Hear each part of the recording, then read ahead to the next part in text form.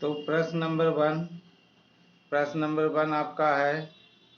8 number प्रश्न है। 8 number प्रश्न शुरू करने जा रहे हैं। पारिस्थितिकी पिरामिड को परिभाषित कीजिए। पारिस्थितिकी पिरामिड को परिभाषित कीजिए। पारिस्थितिकी पिरामिड को परिभाषित कीजिए। और जैव मात्रा या जैव भार तथा संख्या के पिरामिड का उदाहरण दीजिए। उदाहरण सहित व्याख्या करिए। जैव भार तथा संख्या का पिरामिड का उदाहरण सहित व्याख्या करना है आपको, है ना। पारिस्थितिकी पिरामिड का परिभाषा भी देना है। तो आ जाइए, सबसे पहले पारिस्थितिकी पिरामिड का परिभाषा ले लीजिए। पारिस्थितिकी पिरामिड जिसको अंग्रेजी में कहते हैं इकोलॉजिकल पिरामिड। पारिस्थितिकी पिरामिड जिसको अंग्रेजी में कहते हैं इकोलॉजिकल, है ना। पारिस्थितिकी पिरामिड को अंग्रेजी में क्या बोलते हैं? Ecological pyramid. इकोलॉजिकल पिरामिड कहता है किसी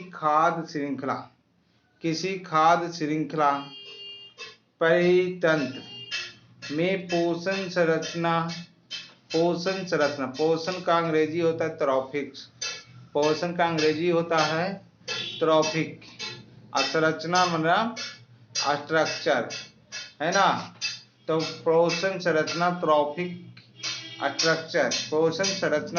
स्ट्रक्चर तथा पोषण कार्य ट्रॉफिक फंक्शन। पोषण कार्य ट्रॉफिक फंक्शन होता है। ट्रॉफिक फंक्शन का रेखीय चित्रण पारिस्थितिकी पिरामिड कहलाता है। रेखीय चित्रण, रेखा से जो चित्र बनाएंगे वही क्या कहलाएगा? पिरामिड कहलाता है। पिरामिड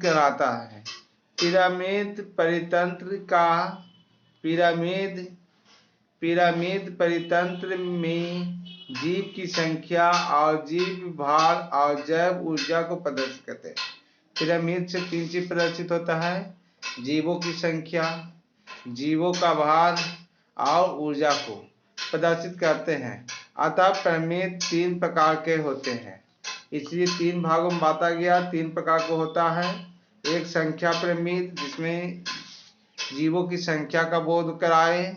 एक जैव मात्रा पिरामिड जिसमें जीवों का भार को निरूपित किया जाए, जीवों के भार को निरूपित किया जाए। और तीसरा है ऊर्जा का पिरामिड। तीसरा आपका ऊर्जा का पिरामिड है ना। तीसरा आपका ऊर्जा का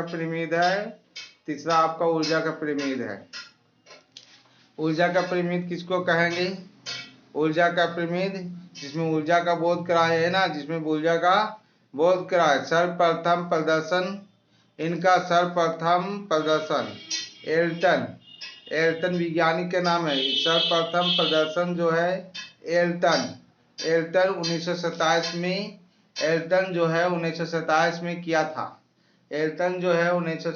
में किया था। और इनके सबसे नीचे का पोषी स्तर को उत्पादक कहलाता है। इनके सबसे नीचे के पोषी स्तर को उत्पादक कहते हैं। सबसे नीचे का जो स्तर है उसको उत्पादक कहते हैं। और सबसे ऊपर का पोषी स्तर है उसको सर्वोच्च उपभोक्ता कहते हैं। नीचे के स्तर को उत्पादक और ऊपर के पोषी स्तर को उपभोक्ता कहते हैं। उपभोक्ता में आ गया, सबसे ऊपर में शेर आ गया, चीता आ गया, बाघ आ गया। और नीचे का जो उत्पादक स्तर है जिसको उत्पादक कहते हैं, जिसको उत्पादक मतलब पेड़ पौधा को उत्पादक कहते हैं, जो प्रकाश को रासायनिक ऊर्जा में बदलने का कार्य करता है। तो ये हो गया आपका पारिस्थितिकी पिरामिड। अब जैव पिरामिड के बारे में पढ़ेंगे। जैव पिरामिड, तो यहाँ पर देखा जाए कि जैव पिरामिड के बारे में पढ़ेंगे। जीव भार का पिरामिड ऑफ बायोमास। जीव के ताजे फ्रेश अथवा शुष्क दराई भार के रूप में प्रत्येक पोषी स्तर को मापा जाता है।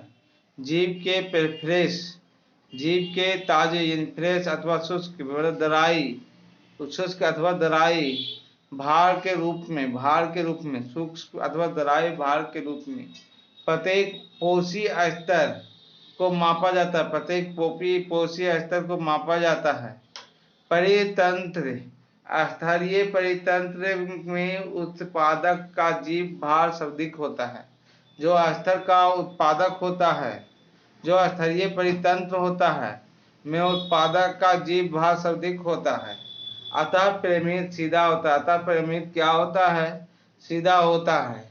कहता स्तरीय पिरामिड उत्पादक का जीभ भार सर्वदा अधिक होता है। अतः पिरामिड क्या होता है? सीधा होता है। उत्पादक यहाँ पर देखो 96 किलो है, आगे खा के जो उत्पादक बना वो 11 किलो बना, उसके बाद 4 किलो बना। तो इस ढंग से ये जो पिरामिड बना सीधी त्रिभुज जैसे एकदम सीधा हुआ है ना। तो कहता है कि अतः पिरामिड सीधा होता है। और कहा जाता है कि तरबिया परितंत्र में उत्पादन का भार सबसे कम होता है। तराबिया परितंत्र में उत्पादन का भार सबसे कम होता है। और अतः पिरामिड क्या बनता है? उल्टा बनता है।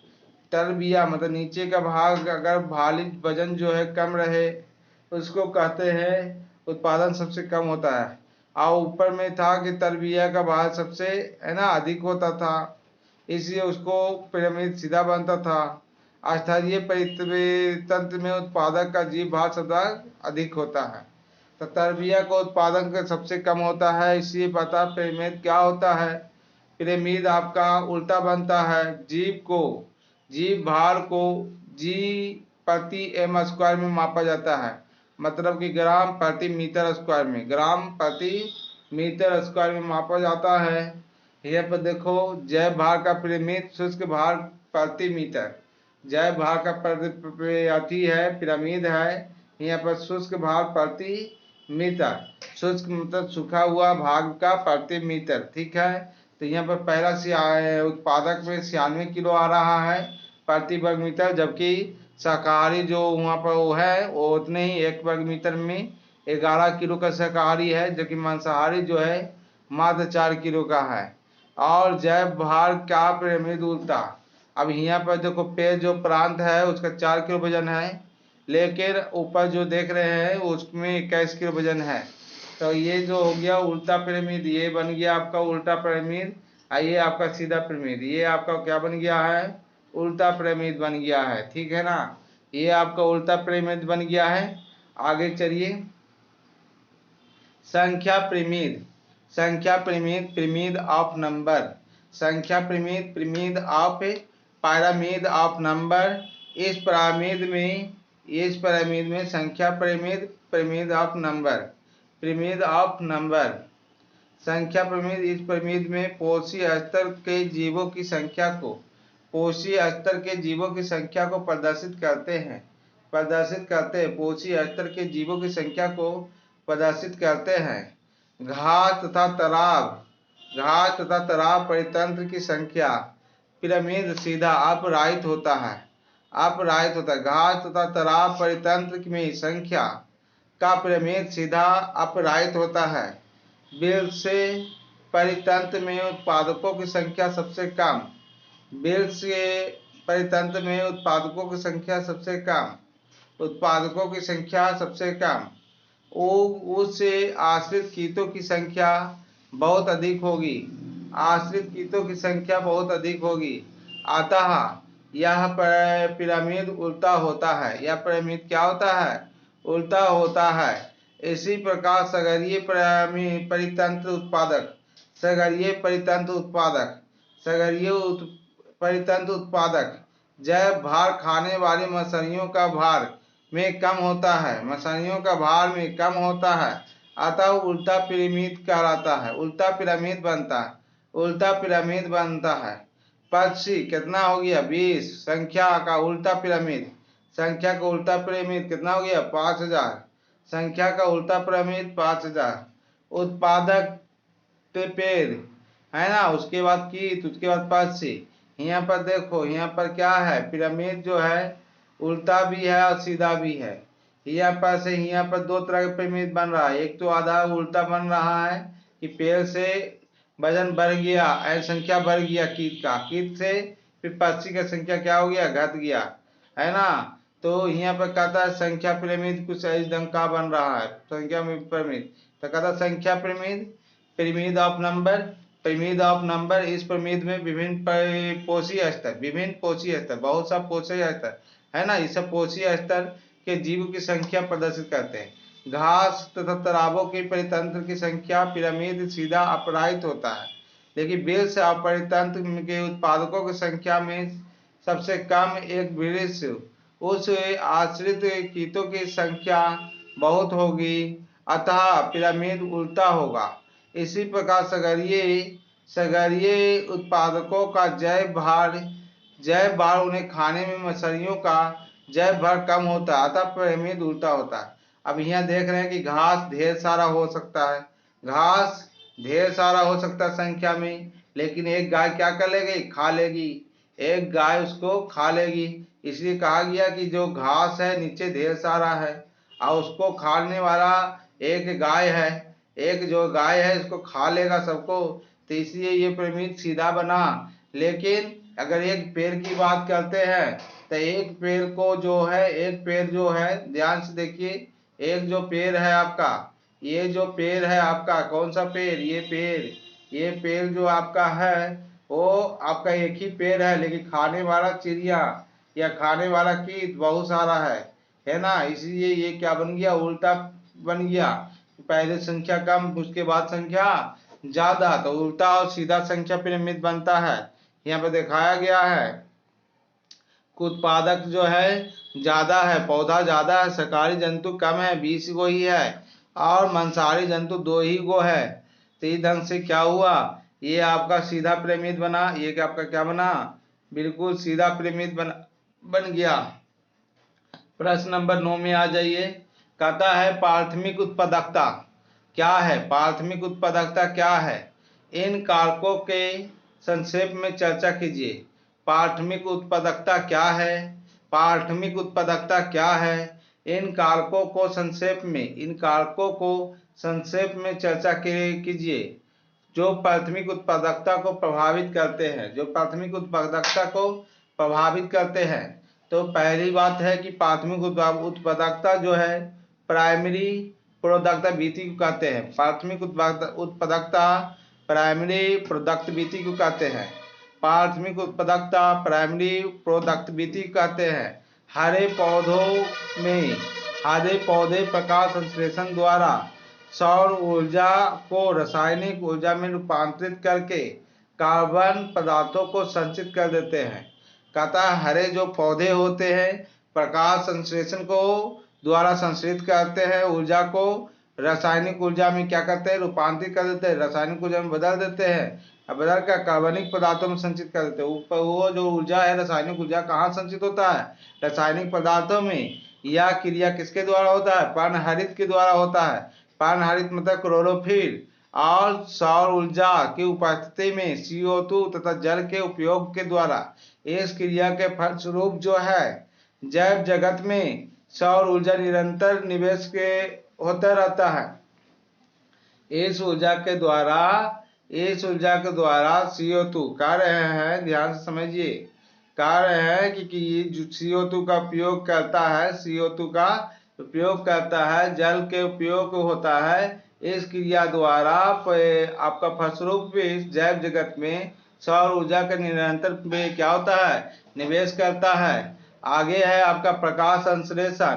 प्रकाश संश्लेषण द्वारा संचित ऊर्जा को प्राथमिक उत्पादकता, संचित ऊर्जा को क्या कहते हैं, प्राथमिक उत्पादकता, प्राइमरी प्रोडक्शन, प्राथमिक उत्पादकता प्राइमरी प्रोडक्शन कहते हैं, प्राइमरी प्रोडक्शन कहते हैं। एक निश्चित आवेश में प्रति इकाई क्षेत्र में उत्पादित जीव भार एक निश्चित अवधि में, है ना, एक निश्चित अवधि में प्रति इकाई क्षेत्र में उत्पादित जीव भार या बायोमास या कार्बनिक पदार्थ की मात्रा है कि भार जो ग्राम प्रति मीटर स्क्वायर या कैलोरी प्रति मीटर स्क्वायर के रूप में होता है, या तो ग्राम प्रति मीटर का स्क्वायर के रूप में हो या कैलोरी प्रति मीटर का स्क्वायर हो। अभिव्यक्ति कहते हैं ऊर्जा की संचय दर को प्राथमिक उत्पादकता कहते हैं, उसी को क्या कहते हैं, प्राथमिक उत्पादकता कहते हैं, प्राइमरी प्रोडक्टिविटी। इसे कैलोरी मीटर स्क्वायर प्रति वर्ष या ग्राम मीटर स्क्वायर प्रति वर्ष से अभिव्यक्त करते हैं, है ना। दो रूपों से इसका अभिव्यक्त होता है। अगला जो है इसमें पढ़ेंगे प्राथमिक उत्पादकता के प्रभावित करने, प्राथमिक उत्पादकता को प्रभावित करने वाले, प्राथमिक उत्पादकता को प्रभावित करने वाले कारक के, है ना, जिसे फैक्टर ऑफ क्या कहते हैं, प्राथमिक उत्पादकता। ध्यान से सुनिएगा, प्राथमिक उत्पादकता जो है प्रभावित करने वाले, प्राथमिक उत्पादकता प्रभावित करने वाले फैक्टर अफेक्टिंग प्राइमरी प्रोडक्शन या पर्यावरण कारक, है ना, इन्वायरमेंटल फैक्टर। तो कह रहे हैं कि प्राथमिक जो उत्पादकता है उसको प्रभावित होने वाला कारक अंग्रेजी होता है फैक्टर्स अफेक्टिंग प्राइमरी प्रोडक्शन में से उत्पादक, प्राइमरी प्रोडक्शन में प्राथमिक उत्पादक, है ना, और फैक्टर्स अफेक्टिंग माने प्रभावित करने वाले कारक, फैक्टर अफेक्टिंग। तो पहला हो गया पर्यावरणीय कारक। तो पर्यावरणीय कारक का हो गया आपका इन्वायरमेंटल फैक्टर, पर्यावरणीय कारक का हो गया इन्वायरमेंटल फैक्टर। दूसरा हो गया प्रकाश की तीव्रता, गुणवत्ता तथा अवधि। प्रकाश राइट कहते हैं प्रकाश की तीव्रता, प्रकाश की गुणवत्ता और अवधि। अब आ गया आपका तापमान पालस, आपको कहते हैं तापमान और पालस, ठीक है ना, तापमान और पालस। तो यहाँ पर हो गया आपका तापमान और पालस, ठीक है। तो तापमान और पालस कहते हैं किसको, तापमान और पालस, रेंज ऑफ टेम्परेचर। तापमान के का हो गया टेम्परेचर, रेंज में हो गया परास, रेंज क्या हो गया परास। उसके बाद मृदा का जो है प्रकार संगठन, मृदा का प्रकार और संगठन, जिसको मृदा को पीएच, है ना, मृदा, वायु, मृदीय जल, इससे नापते हैं। उसके बाद है वायु आर्द्रता भी क्या है, कारक है। तीसरा आपको उसके बाद है आपका जल की उपलब्धता, एबिलिटी ऑफ वाटर, जैसे CO2 खनिज लवण। बी में आपका हो गया पोषक तत्व की उपलब्धता, एबिलिटी ऑफ न्यूट्रिएंट, जैसे CO2 और खनिज, और उसके बाद हो गया आपका प्रजाति की प्रकृति और उनको संश्लेषित, है ना, आपका क्या हो गया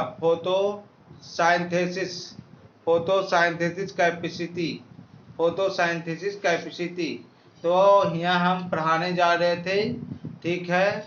तो हमने पढ़ाया आपको प्राथमिक उपभोक्ता को प्रभावित करने वाले कारक है पर्यावरणीय कारक, पोषक की उपलब्धता और पादपों की प्रजाति की प्रकृति एवं उसकी प्रकाश संश्लेषण। और हमने पढ़ाया आपको पर्यावरणीय कारक में प्रकाश होता है, तापमान का पारस होता है, मृदा का प्रकार एवं संगठन होता है, और वायु आर्द्रता होता है। तो ये सारा चीज था। आगे हम देखेंगे 10 नंबर क्वेश्चन है, 10 नंबर क्वेश्चन को देखेंगे। आप घटन की परिभाषा दीजिए, आप घटन की प्रक्रिया में एवं उच्च उत्पादों की व्याख्या कीजिए। अपघटन जो अपसरता है, जो गिरता है, उसी का परिभाषा देना है। अपघटन की प्रक्रिया में उनके उत्पाद की व्याख्या करना है। तो उसका उत्पाद क्या हो गया, वही जो मृत जीव है ना, तो वही कहता है अपघटन को अंग्रेजी में, अपघटन को कहते हैं डिकम्पोजिशन। अपघटन का अंग्रेजी है डिकम्पोजिशन है, और अपघटकों की डिकम्पोजिजर है ना, कंपोजर। अपघटकों मतलब उस कीटाणु के बारे में बोला जा रहा है। अपघटकों अपघटन क्रिया का नाम हो गया, अपघटकों कीटाणु, कवक और जीवाणु का नाम हो गया, है ना। डिकम्पोजर जैसे जीवाणु और कवक आदि द्वारा जटिल कार्बनिक पदार्थ को क्या करते हैं, तोड़ कर सरल पदार्थ में है ना, जटिल कार्बनिक पदार्थों को है ना सरल अकार्बनिक पदार्थों में, जैसे कार्बन डाइऑक्साइड, जल, पोषक तत्वों में विघटित करने की प्रक्रिया को अपघटन कहते हैं, है ना। कार्बन डाइऑक्साइड बनता है, जल बनता है, पोषक तत्व बनता है, इस सब में क्या होता है, टूट जाता है, विघटित हो जाता है ना। इसी को डिकम्पोजिशन कहते हैं, इसी को क्या कहते हैं, डिकम्पोजिशन कहते हैं। आगे है पादपों के में अवशेष जैसे प्रकृति, पत्तियां, साल, फूल आदि जंतुओं के मृत अवशेष आदि को अपदा कहते हैं। आदि को अपदा तत्वों से मुक्त होता है। ये केंचुआ, घोंगे और कोपेपोद आदि केंचुआ, घोंगे और कोपेपोद को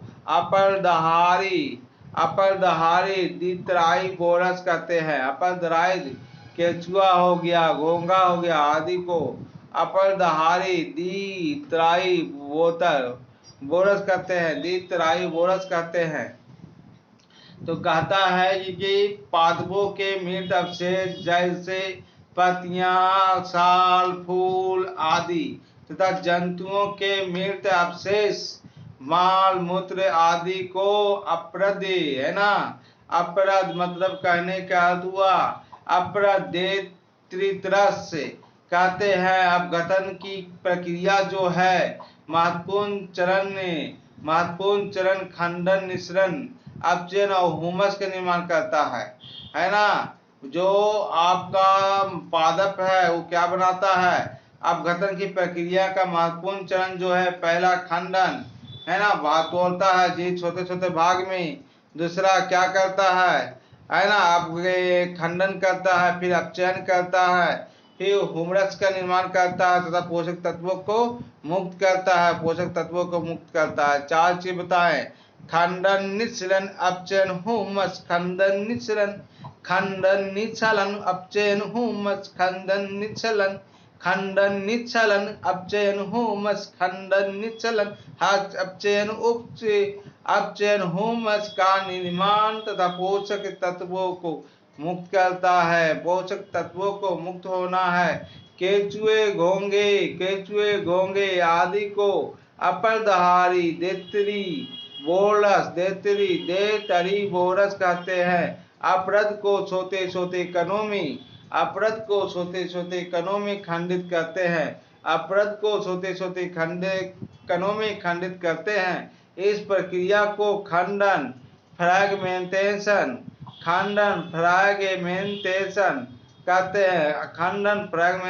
कहते हैं।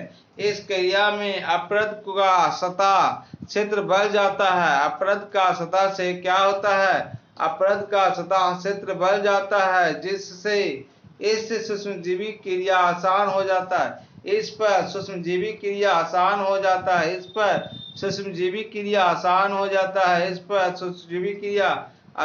जाता है। आगे निःसरण मतलब होता है, अंग्रेजी में लिंचिंग बोलते हैं इसको। निःसरण को अंग्रेजी में लिंचिंग बोलते हैं। प्रक्रिया यह क्या करता है, जल में घुलनशील का अकार्बनिक पोषक मृदा को निचले स्तरों में प्रवेश कर जाते हैं। तो जल में जो घुलनशील अकार्बनिक पोषक तत्व है वो निचले स्तर मतलब पेड़ पौधा में प्रवेश कर जाते हैं। शेष पदार्थों का अपचयन, शेष पदार्थों का अपचयन कैटाबोलिज्म जीवाणु तथा कवकों द्वारा होता है। शेष पदार्थों का अपचयन कैटाबोलिज्म तथा जीवाणुओं द्वारा होता है। शेष पदार्थों का अपचयन कैटाबोलिज्म जीवाणु कवक द्वारा होता है। इस प्रक्रिया में जीवाणु कवक के एंजाइम को अपरद जटिल कार्बनिक पदार्थ को सरल कार्बनिक पदार्थ में बदल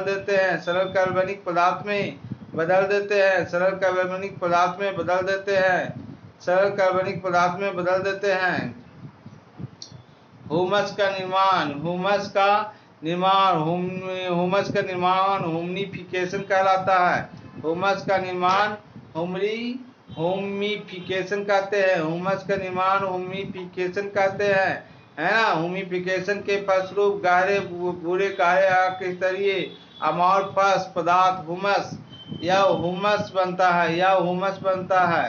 कहता है हुमिफिकेशन के फलस्वरूप गहरे भूरे काले रंग आक स्तरीय अमॉर्फस पदार्थ हुमस बनता है। इसका अपघटन धीमा होता है। यह पोषकों के भंडार के रूप में कार्य करता है। यह पोषकों के भंडार के रूप में कार्य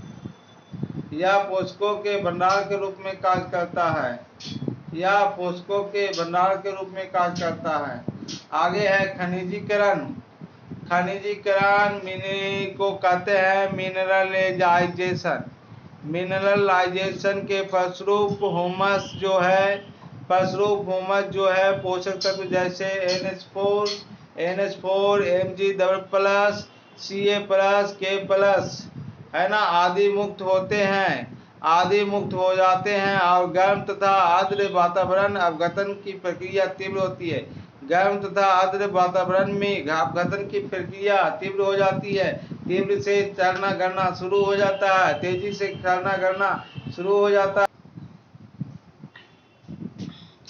कार्य तो हुमस और इनका निर्माण जिसे कहते हैं हुमिफिकेशन। हुमस के निर्माण को क्या कहते हैं? हुमिफिकेशन के फलस्वरूप जो है भूरे काले रंग का आक स्तरीय का अंग्रेजी होता है अमॉर्फस पदार्थ जो है हुमस बनाता है। हुमस इसका अपघटन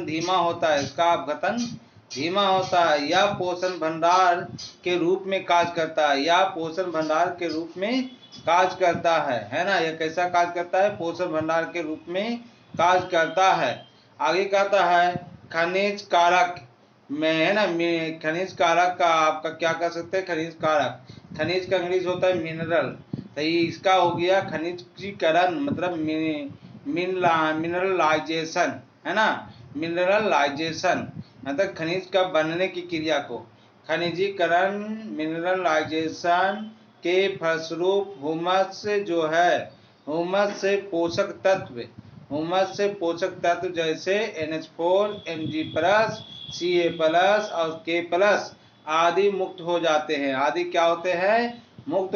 हैं। और कहता है कि गर्म तथा आर्द्र वातावरण में अपघटन प्रक्रिया तीव्र होती है। अतः ये ना प्रश्न नंबर 11 पढ़ रहे हैं। प्रश्न नंबर 11 में कह रहा है कि एक पारिस्थितिकी तंत्र में ऊर्जा का प्रवाह का वर्णन कीजिए। आपको ऊर्जा के प्रवाह का वर्णन करना है। पारिस्थितिकी तंत्र में ऊर्जा का प्रवाह, flow of energy in ecosystem. तो देखा जाए एनर्जी रिजर्वेड इन रेसिपिरेशन। यहाँ पर देखिए, यहाँ पर लिखा हुआ है ये जो एनर्जी आया सूर्य से, यहाँ जो एनर्जी आया आपका, यहाँ पर जो एनर्जी आया सूर्य से आया, यह इसी को कहा गया सोलर एनर्जी। और सोलर एनर्जी पहुंचा ये पेड़ पौधा में, इसको कहा गया प्रोड्यूसर। और प्रोड्यूसर से बहुत सारा एनर्जी जो है लॉस हुआ, और 10% एनर्जी पहुंचता है कहाँ, हार्वी बोल में। और हार्वी बोल में जो भी एनर्जी है वो लॉस हो रहा है, अब बाकी जो एनर्जी पहुंच रहा है कहाँ पहुंच रहा है कार्निवोरस में। कहाँ पहुंच रहा है, कार्निवोरस में। एनर्जी रिड्यूस इन रेस्पिरेशन, ऊपर जो एनर्जी रिड्यूस हो रहा है वो आपका सांस श्वसन में, और नीचे जो एनर्जी रिड्यूस हो रहा है वो दे प्रोड्यूसर। पौधा जब मर जाता है तो उसके बाद जो एनर्जी जो है खत्म होता है ना। दे हर्बीवोर, दे आपको कार्निवोरस, और दे आपका कार्निवोर। और ये जो है आपका एनर्जी पहुंच गया आपका कहाँ, 10% आपका जो श्वसन में पहुंच गया है ना, कार्निवोरस 1 और कार्निवोरस 2। अब ये ढंग के यहाँ पर प्रक्रिया रहा। उसके बाद जो है यहाँ पर देखिए, यहाँ पर लिखा हुआ है डेट्राइबोरस, डेट्राइबोर एंड डिकम्पोजिशन। डेट्राइबोरस वही अपघटक को कहते हैं जिसमें केचुआ वगैरह आता है, डिकम्पोजिशन जीवाणु वगैरह आता है ना। उस जो अपघटित करता है उससे एनर्जी क्या होता है, रिलीज होता है। इन रेस्पिरेशन, श्वसन में भी उनका एनर्जी क्या होता है, रिलीज होता है, निकलता है। आगे हम पढ़ने जा रहे हैं परितंत्र। परितंत्र जो होता है, परितंत्र में ऊष्मागतिकी के नियमों का पालन करता है। जो परितंत्र में ऊष्मागतिकी के नियमों का पालन करता है ना, परितंत्र में ऊष्मागतिकी के नियमों का पालन करता है। परितंत्र में ऊर्जा का प्रवाह ऊष्मागतिकी के नियमों का पालन करता है। इसकी दो प्रमुख स्थिति है। पहला है आपका सूर्य का विकिरण। पहला सूर्य की विकिरण ऊर्जा का रासायनिक में ऊर्जा में परिवर्तन। सूर्य की विकिरण ऊर्जा का रासायनिक ऊर्जा में परिवर्तन। सूर्य का विकिरण जो है ऊर्जा का रासायनिक ऊर्जा में परिवर्तन। रासायनिक ऊर्जा में परिवर्तन, रूपांतरण तथा ऊर्जा का प्रवाह। ऊर्जा सूर्य उत्पादक व उत्पादकता से उच्चतम उपभोक्ता तक एक दिशीय है ना, एक दिशीय जिसको कहते हैं यूनिडायरेक्शनल। एक दिशीय क्या कहते हैं, यूनिडायरेक्शनल होता है। आगे हम समझेंगे बात को कि हरे पौधे को सूर्य की प्रकाश की कुल अपतित ऊर्जा में 50% ऊर्जा प्रकाश संश्लेषण प्रक्रिया में विकिरण यानी पार के रूप में प्राप्त होता है। और कह रहे हैं कि इनमें से उत्पादक है ना 2 से 10% ऊर्जा प्रकाश संश्लेषण के रूप में स्थिर करते हैं। यहाँ बोला जा रहा है कि हरे पौधे को सूर्य की प्रकाश का कुल जो है ना अपतित ऊर्जा का 50% ऊर्जा प्रकाश संश्लेषण की संक्रिया में क्या करते हैं, लेते हैं है ना, विकिरण करते हैं है ना के रूप में। ध्यान से देखो क्या लिखा हुआ है, बात को समझो। बात को यही समझना है कि जितना पौधे पर सूरज के प्रकाश पड़ता है अपतित होता है, 50% ऊर्जा का क्या करता है, संश्लेषित है ना सक्रिय विकिरण यानी PAR। P से हो गया आपको प्रकाश है ना, PAR के द्वारा क्या करता है, प्राप्त करता है। इससे 2.10% ऊर्जा मतलब 50% ऊर्जा को लेता है, बाकी को बाहर निकाल देता है। ठीक है, सिंपल सी बात में जितना सूर्य के प्रकाश जो है पौधा पर पड़ेगा उसका 50% ऊर्जा वो ग्रहण करता है, बाकी बाहर निकाल देता है। इसमें से 2 से 10% ऊर्जा प्रकाश संश्लेषण के रूप में स्थिर करते हैं। लेकिन जो 50% गया उसमें से 2 से लेकर 10% तक के ऊर्जा को रासायनिक ऊर्जा में बदलकर कार्बोहाइड्रेट पदार्थ के रूप में संचित करता है, कार्बनिक पदार्थ के रूप में। परितंत्र के इस सभी रासायनिक ऊर्जा इस सभी रासायनिक ऊर्जा अपनी ऊर्जा आवश्यकताएं पूर्ति करती है। हरे पौधों उत्पादक से ऊर्जा शाकाहारी या प्रथम श्रेणी के उपभोक्ताओं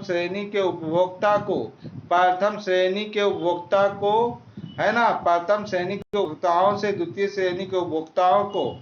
फिर मांसाहारी में कह रहा है कि ऊर्जा कैसे जा रहा है, पहले तो उपभोक्ता के पास गया, उपभोक्ता से प्रथम श्रेणी वाला खाएगा जैसे घास बकरी उकरी, अब प्रथम श्रेणी वाला से ऊर्जा कहाँ जाएगा, दूसरा श्रेणी में है, दूसरा श्रेणी में जाएगा जैसे आपका हो गया आदमी हो गया, शेर हो गया, चीता हो गया, है ना। प्रथम श्रेणी से द्वितीय श्रेणी उपभोक्ताओं मांसाहारी को तथा उससे तृतीय श्रेणी में उपभोक्ताओं को प्राप्त होता है।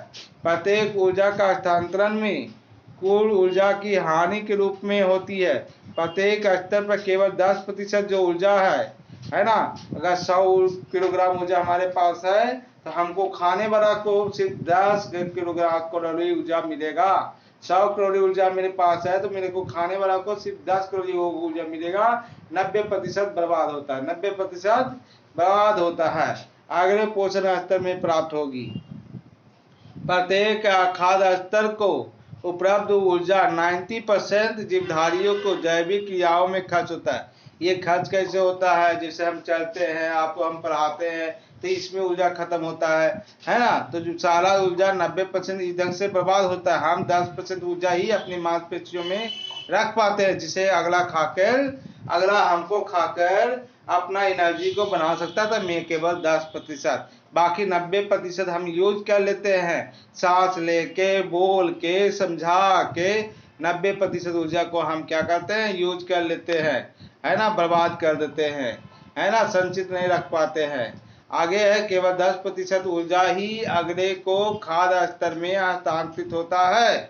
हस्तांतरण के समय कुछ ऊर्जा का ह्रास होता है। इस प्रकार एक खाद्य स्तर जो है दूसरे खाद्य स्तर में केवल 10% ऊर्जा हस्तांतरित होता है, केवल 10% ऊर्जा ही हस्तांतरित होता है। उदाहरण के लिए एक खाद्य श्रृंखला में उत्पादक के पास 100% ऊर्जा है। अगर उदाहरण के लिए एक खाद्य श्रृंखला में उत्पादक के पास 100% ऊर्जा है तो प्रथम श्रेणी में उसका ऊर्जा कितना पहुंचा, 10%, है ना। तो 100% था तो 10% पहुंचा।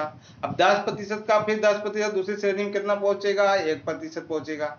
अब 1% का 10% तीसरी श्रेणी में कितना पहुंचेगा, तो 0.1% पहुंचेगा, है ना। तो इस प्रकार से क्या हुआ, ऊर्जा कहाँ 100 चला था, कहाँ 1 से कम भी हो गया। तो जितना श्रेणी आगे बढ़ते जाएगा ऊर्जा की विस्तृति खत्म होते जाएगी। तो इस प्रकार की श्रेणियों में, इस प्रकार के दूसरी श्रेणियों में जीवों का, इस प्रकार की दूसरे श्रेणी के जीवों के केवल 10% ऊर्जा तीसरी श्रेणी को प्राप्त हो सकती है। उपभोक्ता का सर्वाधिक ऊर्जा किसके पास रहता है, शाकाहारी के पास रहता है। शाकाहारी स्वयं भोजन बनाता है और उसके पास 100% ऊर्जा, मतलब सबसे ज्यादा ऊर्जा बोले तो शाकाहारी के पास रहता है संचित। और शाकाहारी के बाद धीरे धीरे ऊर्जा की मात्रा क्या होती है, घटते जाती है। अगला सवाल है सवाल नंबर 12 कि एक परितंत्र में एक अपसारी चक्र, एक अपसारी चक्र की महत्वपूर्ण विशेषताओं का वर्णन कीजिए। एक परितंत्र में एक अपसारी चक्र की महत्वपूर्ण विशेषताओं का वर्णन करें। एक परितंत्र है जिसमें, है ना, एक अपसारी चक्र होता है। अपसारी चक्र की महत्वपूर्ण क्या क्या विशेषता होता है उसके बारे में वर्णन करना है। तो चलो शुरू किया जाए। अपसारी चक्रण में पोषण का स्रोत होता है। अपसारी जो चक्रण होता है उसमें पोषण का स्रोत होता है। क्या होता है, पोषण का स्रोत होता है, सोर्स ऑफ न्यूट्रिएंट।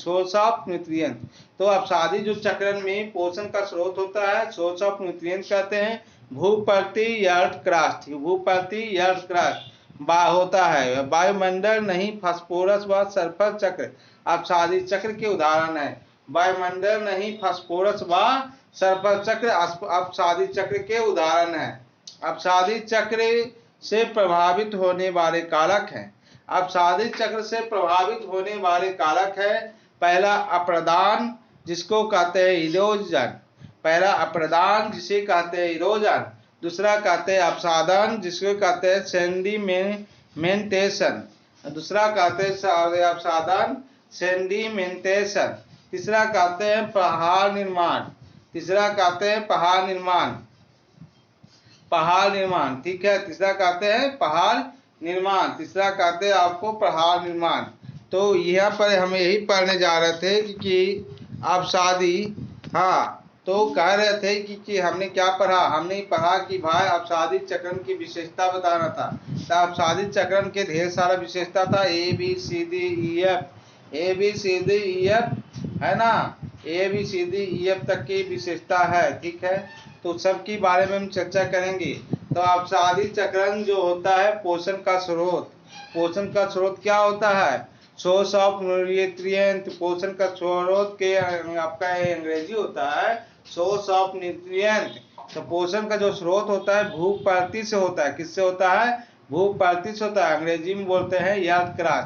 तो पोषण का स्रोत जो होता है भूख प्राप्ति से होता है, ना कि वायुमंडल से होता है। ये पहला बात है कि अपसादी चक्रण का शुरुआत जो होता है, अपसादी चक्रण का पोषण का स्रोत जो होता है भूख प्राप्ति से होता है, धरती से होता है, धरती से होता है, ना कि वायुमंडल से होता है।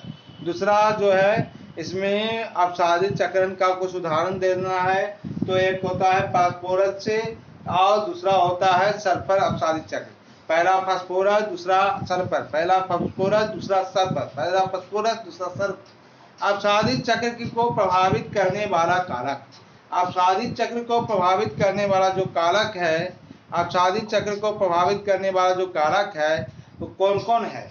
तो पहला हो गया अप्रदान, पहला हो गया अप्रदान, अप्रदान मतलब होता है इरोजन, जो मिट्टी का कटाव हो जाता है उसको अप्रदान कहते हैं, इरोजन। दूसरा होता है अपसादन जिसको कहते हैं सेंडिमेंटेशन, अपसादन, पहला अप्रदान दूसरा अपसादन, पहला अप्रदान दूसरा अपसादन, पहला अप्रदान दूसरा अपसादन। तीसरा पहाड़ निर्माण, तीसरा क्या है, पहाड़ निर्माण है, तीसरा पहाड़ निर्माण है, माउंटेन बिल्डिंग, माउंटेन बिल्डिंग, पहाड़ निर्माण मतलब माउंटेन बिल्डिंग, पहाड़ निर्माण मतलब माउंटेन बिल्डिंग। और जैविक परिवहन, जैविक परिवहन मतलब बायोलॉजिकल ट्रांसपोर्ट, बायोलॉजिकल ट्रांसपोर्ट तथा ज्वालामुखी गतिविधियां, ज्वालामुखी गतिविधियां मतलब वैल्केनिक एक्टिविटीज, गतिविधि के मतलब एक्टिविटीज और ज्वालामुखी के मतलब वैल्केनिक, ज्वालामुखी गतिविधियां है ना, वैल्केनिक। ये जो चक्र को प्रभावित, अपसादी चक्र को प्रभावित करने वाला कारक आपका पहला बताया अप्रदान, दूसरा अपसादन, आज से अप्रदान आज से अपसादन, तीसरा पहाड़ निर्माण, पहाड़ निर्माण भी जो है अपसादी चक्र को प्रभावित करता है, और चौथा जैविक परिवहन, और पांचवा ज्वालामुखी गतिविधियां। पांच बता दिए, कितने, पांच, जो पांच कारक बता दिए किसका, अपसादी चक्र को प्रभावित करने का, कौन कौन, अप्रदान, अपसादन, अप्रदान, अपसादन, पहाड़ निर्माण, जैविक परिवहन, पहाड़ निर्माण, जैविक परिवहन और ज्वालामुखी गतिविधियां, ज्वालामुखी गतिविधियां। तो ये पांच हो गए। तो आगे कह रहे हैं कि यह गैसीय चक्र को, यह गैसीय चक्र को क्या करता है, यह गैसीय चक्र को चक्र की अपेक्षा कम या पूर्ण इफेक्ट होता है, या गैसीय चक्र की अपेक्षा कम या पूर्ण परफेक्ट होता है, या गैसीय चक्र के अपेक्षा कम और पूर्ण परफेक्ट होता है। दूसरी बात कहा गया अपसादी चक्र जो होता है कुछ फॉल आउट प्रवृत्ति, कुछ फॉल आउट प्रवृत्ति, फॉल आउट प्रवृत्ति, फॉल आउट टेंडेंसी प्रदर्शित करते हैं। फॉल आउट प्रवृत्ति के मतलब फॉल आउट टेंडेंसी प्रवर्तित करते हैं। ये अर्थात धूल के कणों में, धूल के कणे के रूप में गति, धूल के कणों के रूप में गति, फास्फोरस जैसे तत्व पादपों के लिए सीमाकारी होता है। फास्फोरस जैसे तत्व फास्फोरस जैसे तत्व पादपों के लिए सीमाकारी होता है। फास्फोरस जैसे तत्व पादपों के लिए सीमाकारी होता है। आगे हम 13 नंबर क्वेश्चन को पढ़ेंगे। 13 नंबर क्वेश्चन क्या है, जैसे सुनिए ध्यान से। एक पारिस्थितिकी तंत्र कार्बन चक्रण की महत्वपूर्ण विशेषताओं की रूपरेखा प्रस्तुत कीजिए। एक पारिस्थितिकी तंत्र कार्बन की महत्वपूर्ण विशेषताओं का रूपरेखा प्रस्तुत कीजिए। कार्बन है ना, एक पारिस्थितिकी तंत्र कार्बन चक्रण की महत्वपूर्ण विशेषताओं की रूपरेखा प्रस्तुत कीजिए।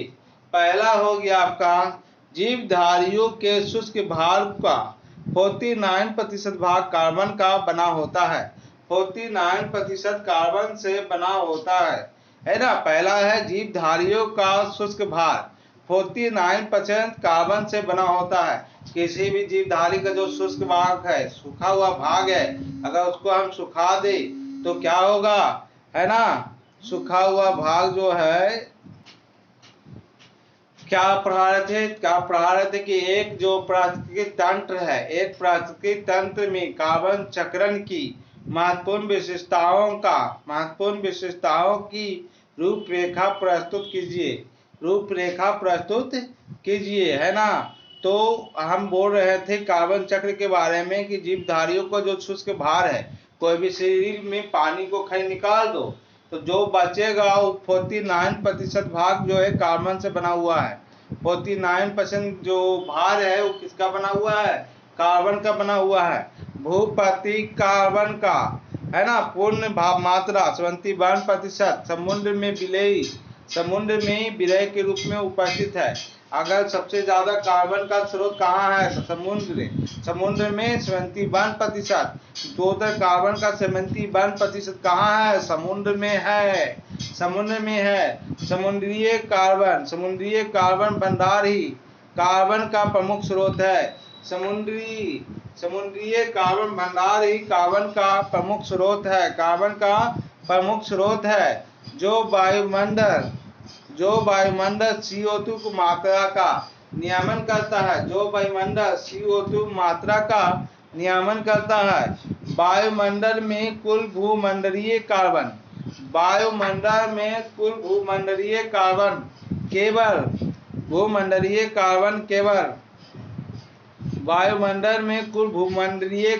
केवल 1% भाग ही समाहित है। 1% भाग ही समाहित है।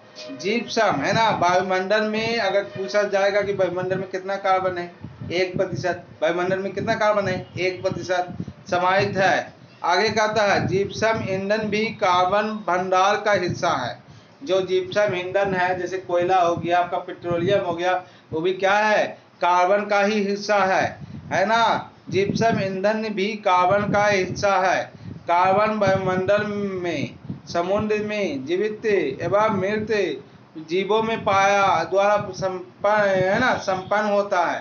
कार्बन समुद्र में भी मिल सकता है, जीवित प्राणी में भी मिल सकता है, मरा हुआ प्राणी में मिल सकता है, पेड़ पौधा में भी मिल सकता है, लकड़ी में भी मिल सकता है। जिप्सम में आओगे कहता है, एक अनुमान के अनुसार जैवमंडल में प्रकाश संश्लेषण के द्वारा 4 × 10⁻13 किलोग्राम कार्बन का स्थिरांक प्रतिवर्ष होता है। अगर कहता है कि एक अनुमान लगाया गया कि 4 × 10⁻13, 10 पर जो है 13 को शून्य बिता दो, 1 पर 13 को शून्य बिता दो और उसको 4 से गुना कर दो। ये जितना हुआ उतना कार्बन जो है 1 साल में पेड़ जो है वायुमंडल से लेकर अपने शरीर में रख देता है। आगे कह रहा है कार्बन का अधिकांश मात्रा जीवधारियों उपभोक्ता की श्वसन प्रक्रिया के माध्यम से वायुमंडल में वापस जाती है।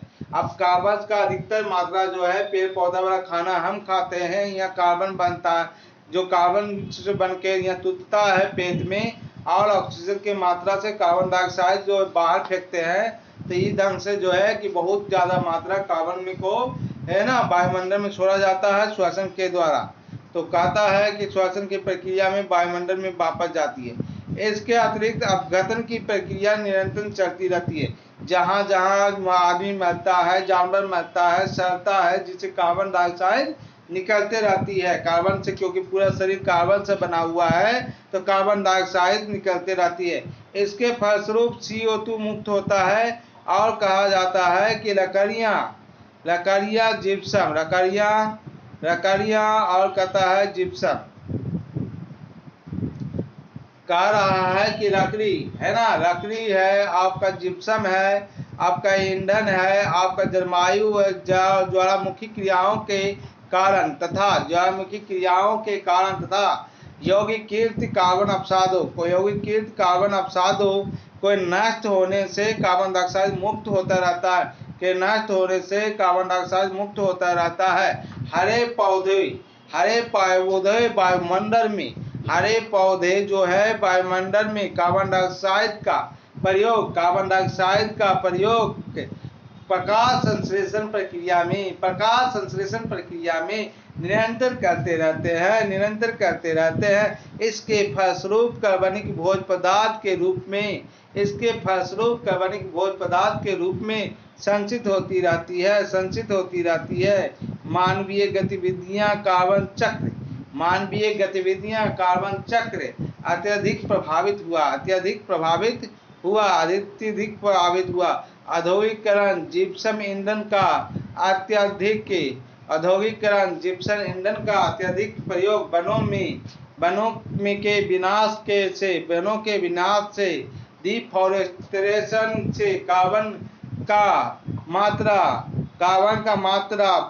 वायुमंडल में बढ़ जाती है। कार्बन का मात्रा वायुमंडल में बढ़